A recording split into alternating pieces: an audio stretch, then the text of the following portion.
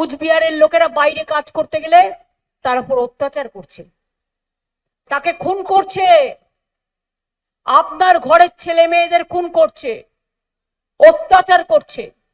মনে রাখবেন, বাংলা ভাষায় কথা বললে অত্যাচার করছে। আমাদের লোকেদের তোমরা পায়ে ধরে নিয়ে যাও, কারণ আমাদের লোকেদের প্রতিভা আছে, দয়া করে নিয়ে যাও না। আর আমাদের বাংলাতে অন্যান্য রাজ্যের 1.5 কোটি মানুষ কাজ করে, আমরা কিন্তু তাদের উপর কখনো অত্যাচার করি না। এটাই বাংলার সহনশীলতা, এটাই বাংলার সম্প্রীতি, এটাই বাংলার সংস্কৃতি। আজকে তোমরা বিজেপি রাজ্যে মাছ খাওয়া বন্ধ করে দিয়েছো, মাংস খাওয়া বন্ধ করে দিয়েছো, ডিম খাওয়া বন্ধ করে দিয়েছো।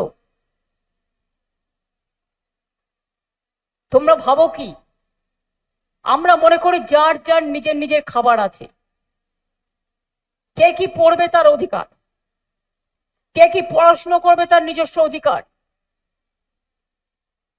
কে কি ভাষা বলবে তার অধিকার। আমরা কেউ কারো ব্যাপারে ইন্টারফেয়ার করব না। কিন্তু তোমরা আজকে মাছে ভাতে বাঙালি, মাছ খাওয়া বন্ধ করে দিচ্ছ, মাংস খাওয়া বন্ধ করে দিচ্ছ, ডিম খাওয়া বন্ধ করে দিচ্ছ। তাহলে মানুষ কি খাবে? আমার মাথা না তোমার মাথা? মাথা চিবিয়ে খাবে?